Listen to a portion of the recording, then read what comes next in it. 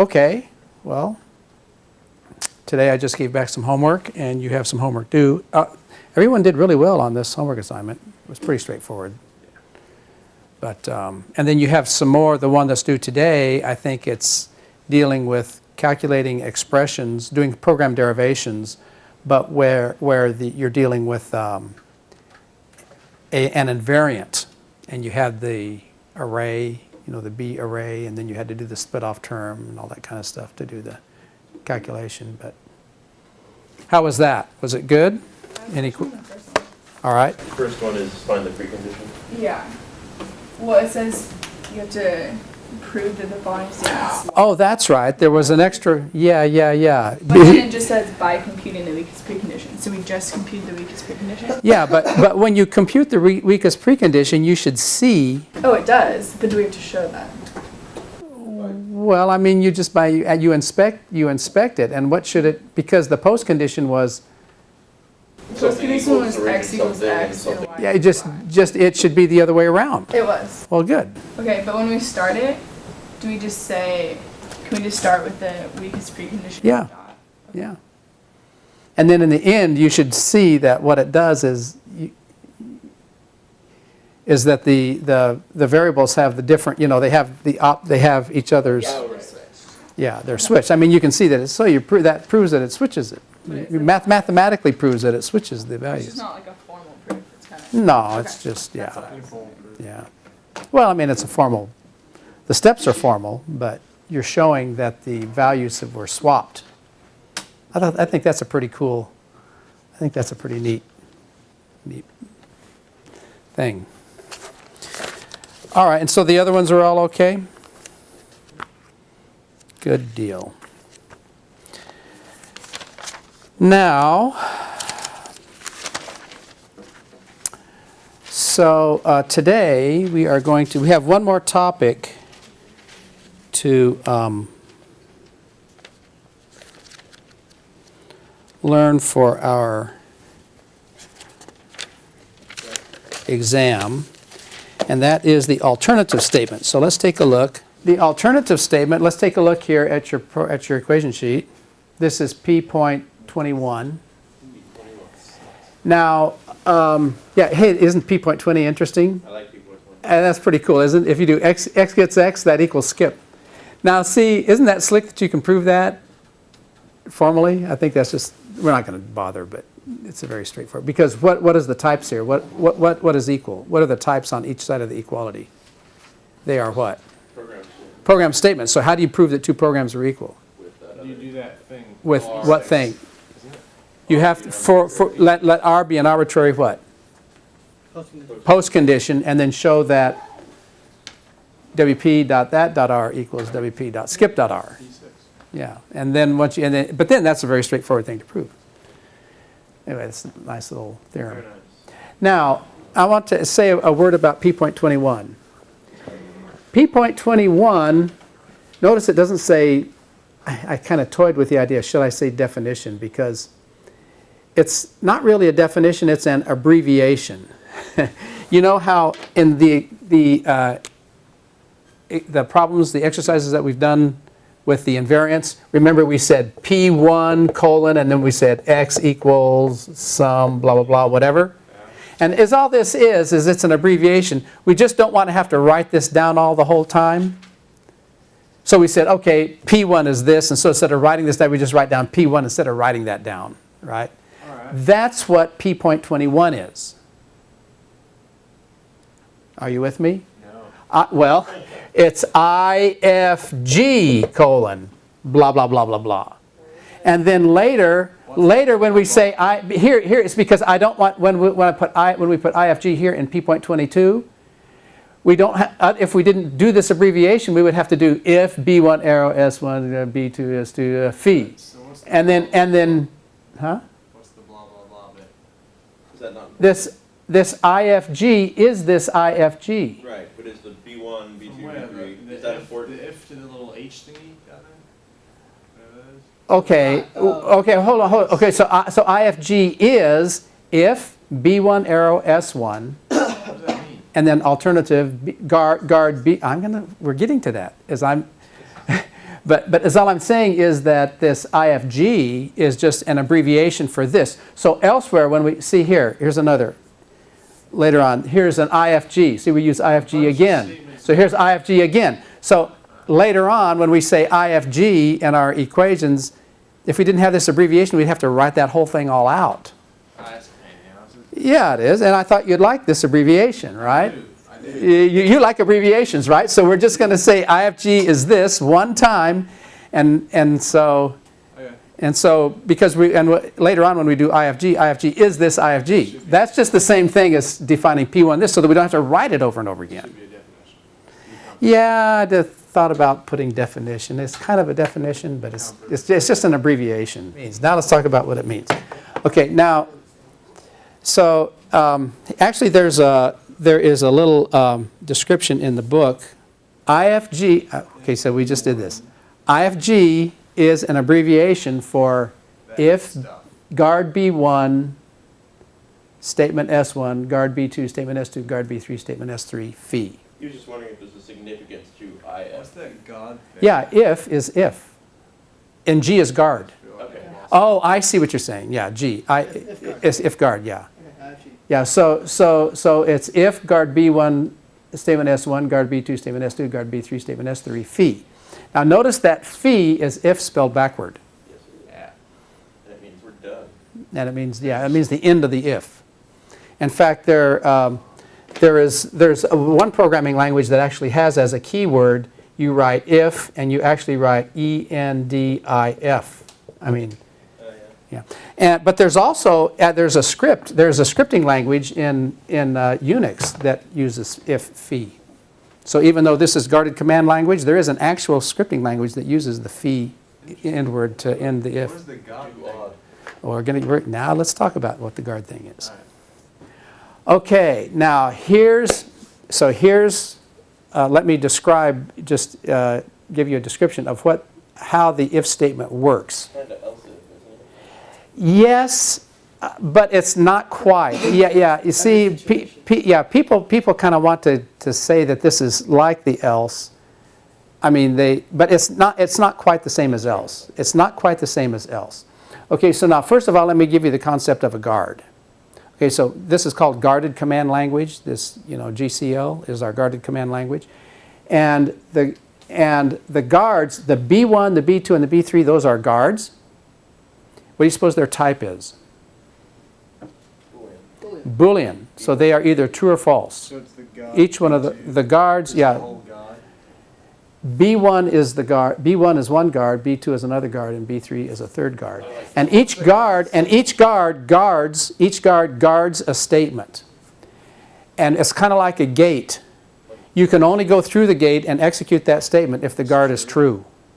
And that's what the little God symbol is? Well, The squares are the separators between the guards. Okay, in the same way, check this out. In the same way that you can have statement S1 and then semicolon separates statement S2, in the same way that you can have this, what you have here is guard B1, statement S1, and then we use a box, and then we have guard B2, guards statement S2. So the guard is because the semicolon just executes one then the other, but the God means. yeah, but this doesn't mean first this and then this. It's simultaneous. Us all simultaneous. It's simultaneous. It's only one of those. It's only what. Yeah. We'll get to this. Okay, but anyway, this is my point. First point here is that this is a separator.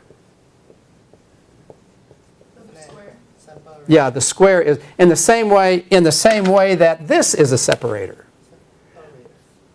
But they don't separate the same way. So that's why we use a different symbol. See, Simultaneous? Where's the other? yeah. This is also a separator. Sequential separate.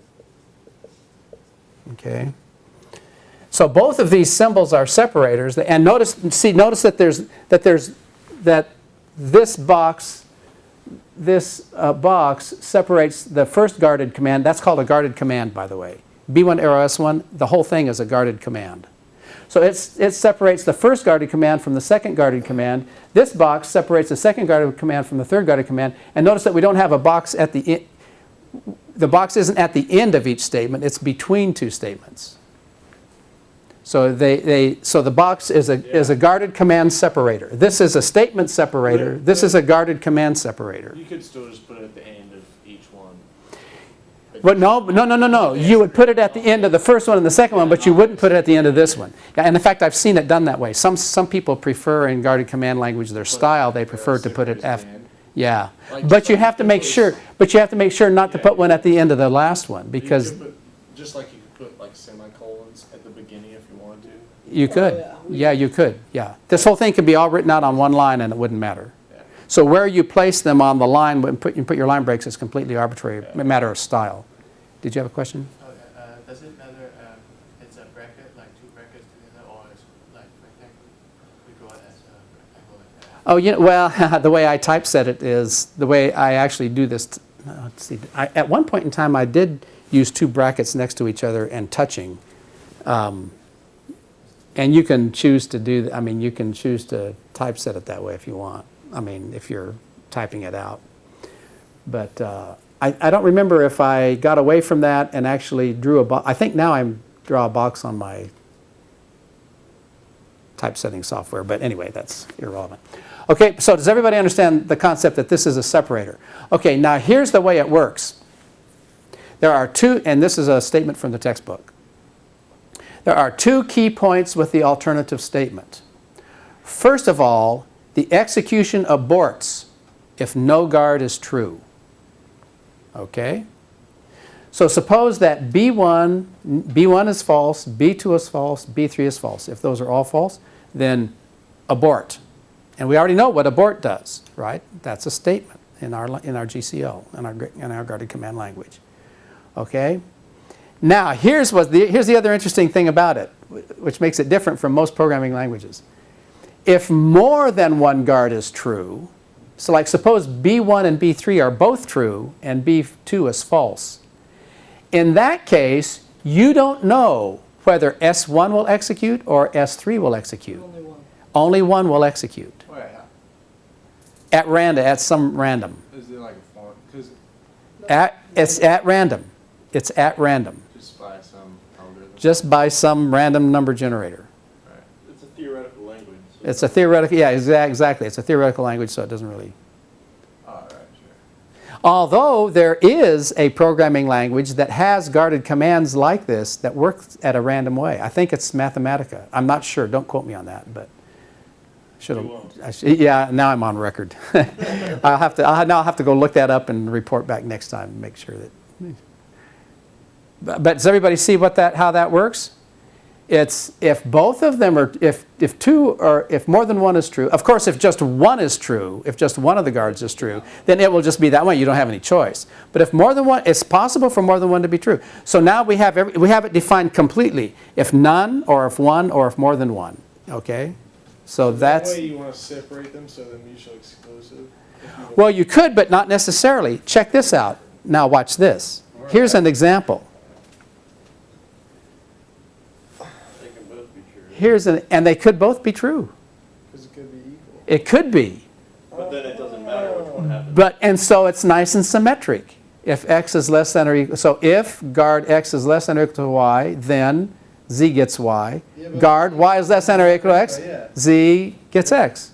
Okay? And the postcondition is z is the maximum, this is the postcondition, z is the maximum of x and y. Is that slick? That's pretty cool. And see, why should you, in other words, why not have that arbitrary, choose it arbitrarily? Because that way you have a symmetric situation in your code, you know what I mean? Does it work like, it doesn't work like that in all cases, does it? Like sometimes if it Sometimes chooses it's the bad. wrong one, it won't necessarily. No, Well, that assumes that whoever wrote the program has a wrong, Brain. so you say if it chooses the wrong one, well, then somebody wrote the algorithm incorrectly. Okay.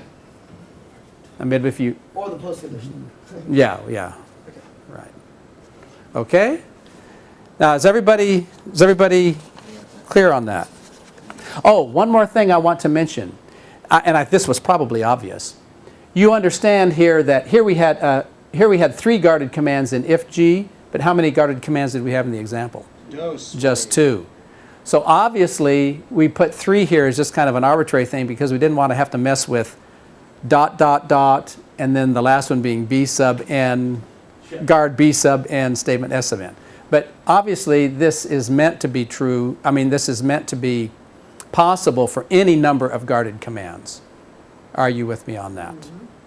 And in here there was 3, here there was only 2. Could be 4, could be whatever. So that's pretty obvious. Yeah? Are we good? Okay, so just to make sure that we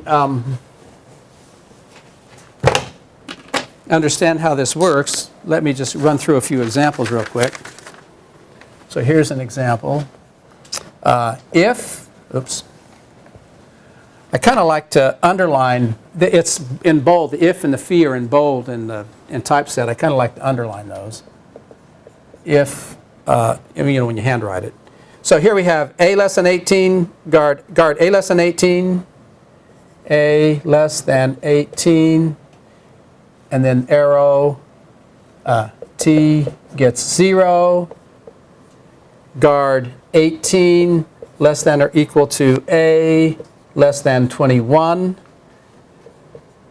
T gets 5, guard 21 less than A less than 65, 21 less than or equal to A less than 65, statement T gets 10. Maybe these are percentages of tax rates or something, and this is A is age, maybe, if you want some meaning to it. Okay, so now here, so let's run through some scenarios. Initial value of A,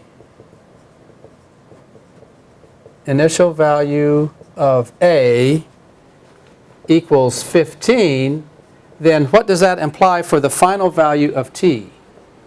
0. Correct. Okay, does everybody see that?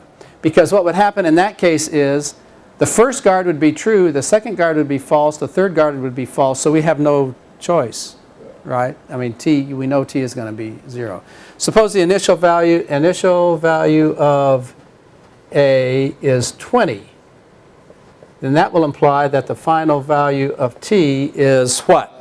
5. And you know the next one. Initial value of A is 30. That's going to imply the final value of T is 10, right? But what about if the initial value of A is 70? Then that implies abort. So what would T equal? Yeah, it would be undefined because it aborts, and so it's irrelevant. I mean, it's undefined. Okay? What was previously defined before? Right. Okay, so now here's another example. Let's do another example. Similar, just to make sure that everybody's got it. So here's another example. If A is less than 18, so guard A less than 18, statement T gets 0. Guard A less than 21, T gets 5. Phi. Okay? Now is everybody with me on this? This is kind of like how A is less than, if, you might write in a program like in Java or C++, you might say, if A is less than 18, then T gets 0, else if A is less than 21, blah, blah, blah. You might write some code like that. If you write this in guarded command language, however, suppose A equals 15. What does that imply about T? It equals 0 or 5. It might be 5, right? T equals 0 or T equals 5, because both guards are true. Both guards true. So it's just some random, at random. How about A equals 20? Yeah. T equals 5. Only one guard true. Only one guard true. And then A equals 30? Explosion. it would abort. Okay? So how would you get it so that it couldn't? Here, how would you, if you were to write this, if you were to write a code like this in Java and do you wanted it to be t to be 0 if a is less than 18 and between 19 and 21. Yeah. And furthermore, you didn't want anything to happen, and you didn't want it to abort, but you didn't want anything, you didn't want to make an assignment, you didn't want it to abort. How would you write that in GCO?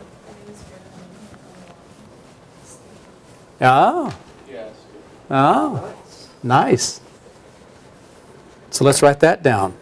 So we would say if, we might say if a is less than 18, so guard a is less than 18, statement t gets 0, and then, but now how would you have to say this to rectify that? Yeah, so 18 less than or equal to a less than 21, arrow t gets 5, and then you would have to say what? Another guard. Which would be what? What would be the appropriate guard? Yeah, 21 less than or equal to a is correct. And then that would be skip. And then this is phi. Phi, fi, fo, fum. And this one cannot abort, right? How do we know that this one cannot abort? Every possible scenario is there. Yeah. Okay. So does everybody understand how the if statement works? Now, is all we have done, notice that is all we have done in this so far is we have shown the shape of the syntax of the guarded command, the if guarded command statement, and we just described in English how it works. Cool. But in order for us to do it formally, here is P point, so P.21 is our abbreviation for if-g. So in order to define how this if-g works, how do we have to give its what its weakest precondition is. Are you with me? So here's the definition of if-g. Here's the definition of it. Here's what that means. Okay? It means this. If you put, now you understand, if we were to write this out, we'd put WP in front of this, and then we'd write all this out, and then we'd do dot, I'm sorry, we'd do WP dot, and then we'd write this out, and then we'd do dot R. Yeah? Would you just put semicolons in between? No, there would be no semicolons. We would say P.22, if you were to write P.22 out without the abbreviation, you would say WP dot if B1 arrow S1 box B2 arrow blah blah blah blah blah blah blah blah blah blah dot R. If you wanted to, you could to emphasize, you could put parentheses dot R. See what I mean? You'd write it all out like that. But look, and that would just be the left-hand side. What does that equivalent? That stuff. It equivalents what? B1. Now what is B1? That's the first guard. Only is it one? But yeah, it's the guard 1 or guard 2 or guard 3. Are you with me? Yaman. And what? Guard B1 implies the weakest precondition of S1.R, and guard B2 implies the weakest precondition of S2.R, and guard B3 implies the weakest precondition of S3.R, and if there was a fourth one, etc., etc. Yeah? There's only two go. Well, of course, it would be B1 or B2, and B1 implies WP S1, and B2 implies WP S2.R, and that would be it. That wouldn't be like textual substitution on. No, yeah. I mean, the concept If- applies, but yeah. normally it would be able so you'd have two, and it was Yeah, 3, yeah. So it would be cumbersome. It would be, we could write it out in the general case with n guards, but it would be very cumbersome. Actually, we should think about this. We should write it in the general. Well, you want to write it in the general case? This would be, what is or? Because we'd be quantifying over or, n of them. So what would this be? What would the first part be? Or of I. No, what's the symbol for or? For quantifying with or. You see, this is B1 or B2, so it would be there exists. So if we were to do this in general, what would it be?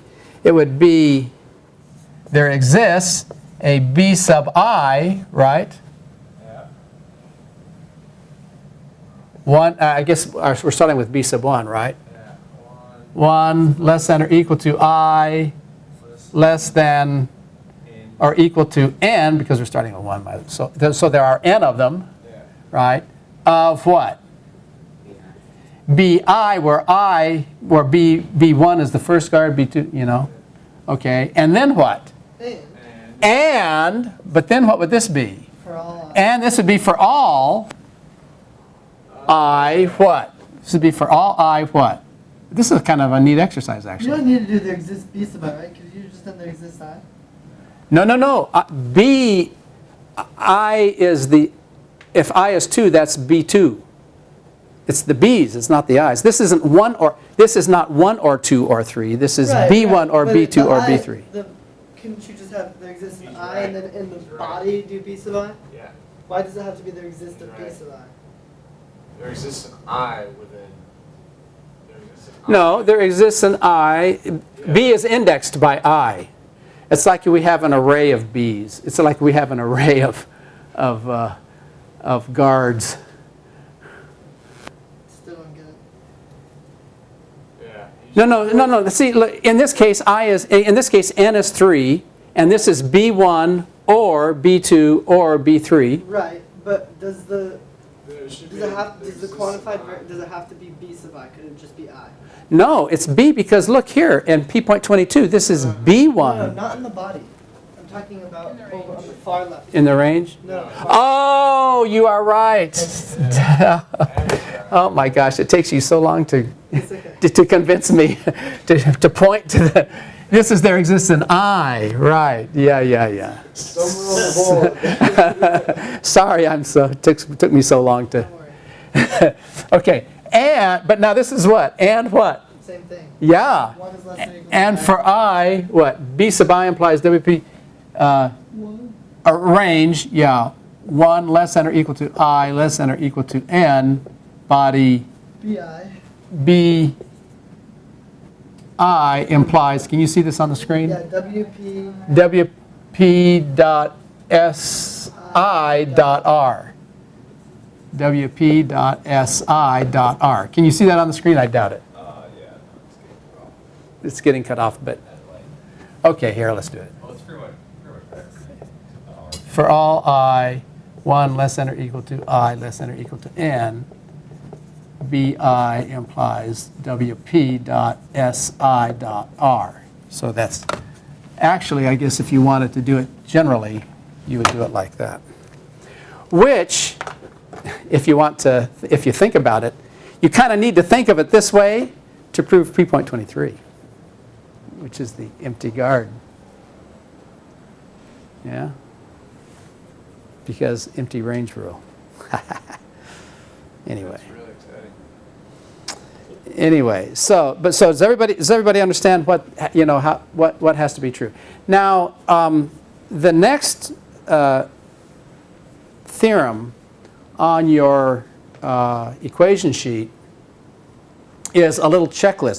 This is going to be a very handy checklist. It's based on that. It's based on P.23, but it spells it out in checklist form.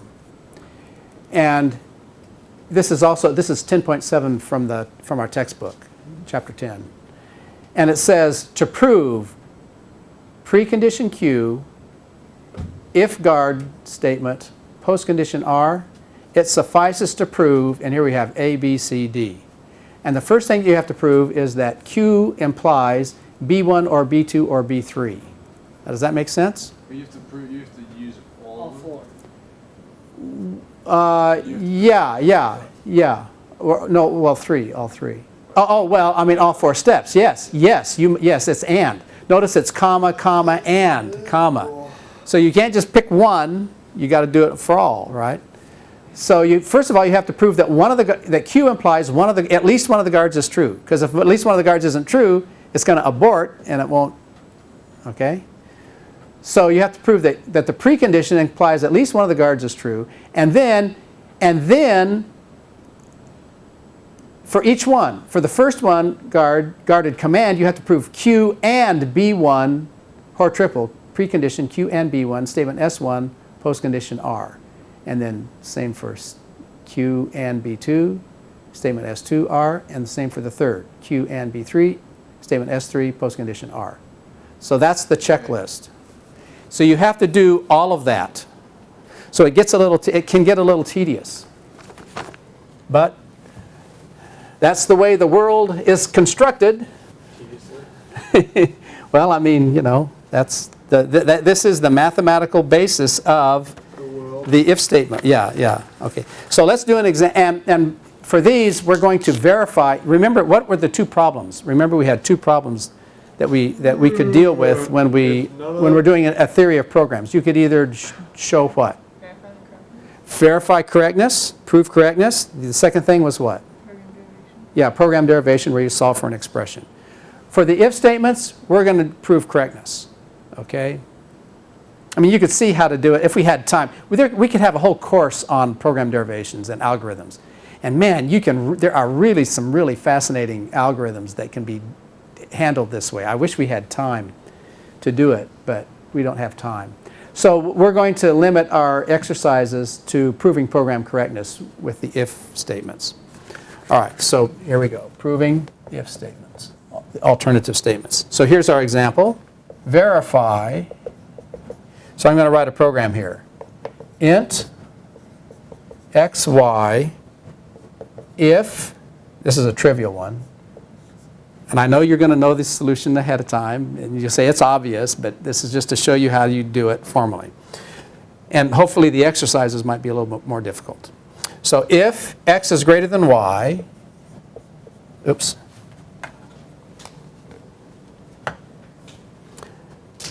statement xy gets yx, xy gets yx, okay, and then y is greater than z, statement yz gets zy. Oh yeah, xyz. Sorry. Other question, is there a semicolon between the declaration of int xyz and the statement? Nine. Nope. And then the postcondition is x is less than or equal to y, x is less than or equal to y, and y is less than or equal to z. So basically, what are we doing here? Oh, I forgot the precondition. Oh, gee, that's the most important. Yeah. Kind of messed something out. X is greater than z.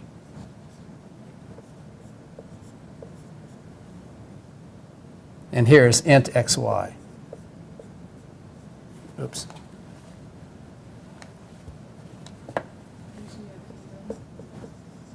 Yeah, so xyz. Okay, so here we have int. Okay, so now is the time. Has every bracer?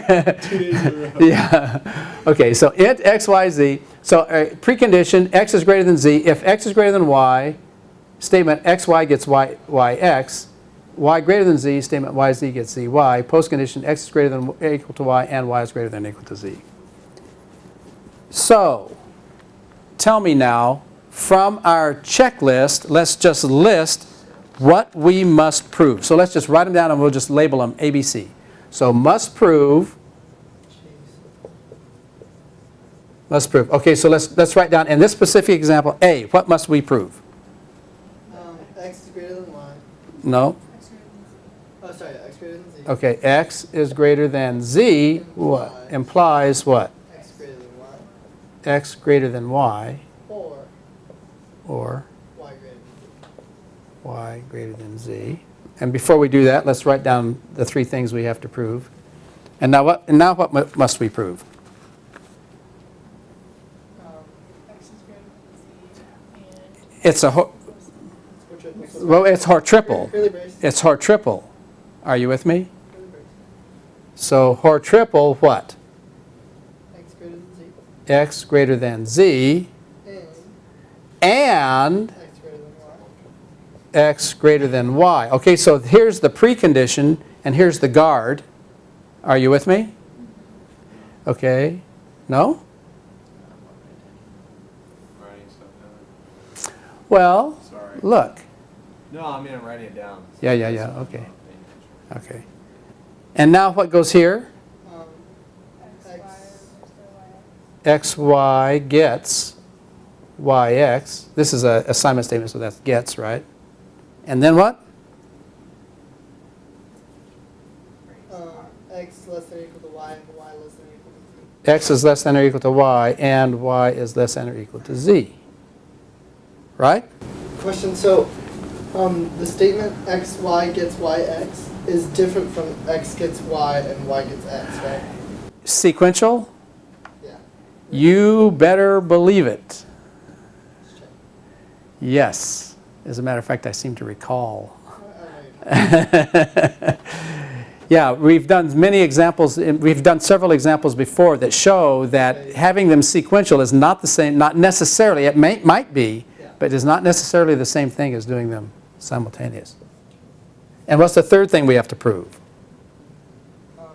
X is greater than z X is greater than z, and and now what? y is greater than Y is greater than z, and then what? close curly brace. Y z gets zy. YZ gets zy, Close condition. close, postcondition. Same close condition. Oh, x less than or equal to y and y less than or equal to z. All right, so here we go.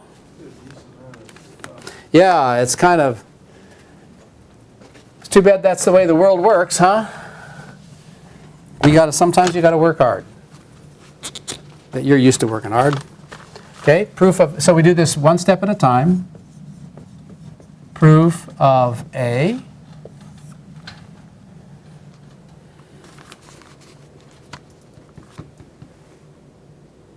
What do you suppose we should do? How do you suppose we should attack this? Oh, that's kind of tricky. Yeah. You start with the side here. Is that true?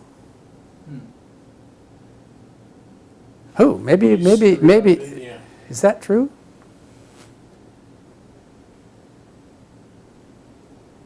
X is greater than z. Does that imply x is greater than y or y is greater than z? because if Y is greater than X. Maybe what we should do, I'll tell you, See first, it's like, well, you know what? I think there's something kind of hidden. I think there's a sort of a hidden truth here. Maybe what we should do is start with the whole thing and do contrapositive, and then maybe, if we do contrapositive, it'll get the ands on the other side. Maybe we'll be able to see something here. Okay, so let's do this. Let's start with the whole thing. X is greater than z implies x is greater than y, or y is greater than z, right? So let's do this equals by the contrapositive. What number was that? I don't have a number for that. Well, you guys know what the contrapositive is, right? Yeah. What? Do you remember contrapositive? That's not the first one applies, not the. Or not, it's not the. Not But it's the other way around, right? Whip up. Are you with me? So it would be not what? not x is greater than y. X is greater than y, Or or y. y is greater than z implies what? Not Not x x is greater than z, right? So what should we obviously do with this, De Morgan? De Morgan and math. Okay, so this is going to be what? How do you De Morgan this? It's not this, and then this or turns into a what? Turns into an and. Y is greater than or equal. Okay, but what's another way, using a little math, what's another way to write not x is greater than y? X Y is is not greater than or equal to X x. is less than or equal to y. Okay, so we could do x is less than or equal to y, and this turns into a what? And, now what about this? Y is less than or equal to z. Oh, implies what? Y is greater than X z. is less than or equal to No, hold on. Oh, X is greater than z. Not, what's another way to write not x is greater than z? X is less than or equal to z. X is less than or equal to z. Ah, And then by equals by what? combination.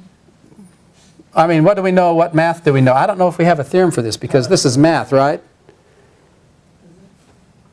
What do you know if in math, what do you know? You're right, math. Well, math, but it's transitivity of what? Of less than or equal to, right? Math, transitivity. We don't have a theorem for this because we haven't done numbers, right? But you know this from math, right? Transitivity of less than or equals. Yeah. mhm. That's what it would be called. Yeah, that's what it would be called. Technically stating that they're. We are from math. But you know that. No, you know this from math, right? You know that if x is less than or equal to y and y is less than or equal to z, that implies x is less than or equal to z. Just true, done. So this is true. Boom, we did that one. Right? I hesitate to, we have like maybe 2 minutes. We can just do one of them and then the other one's gonna be the same way anyway, right? Well, B will be the same as C. yeah, we'll take 5 minutes. We'll be a little over. Yeah, let's Fine. hold up right here. All right, good deal. Sounds like you're with me. See you all tomorrow.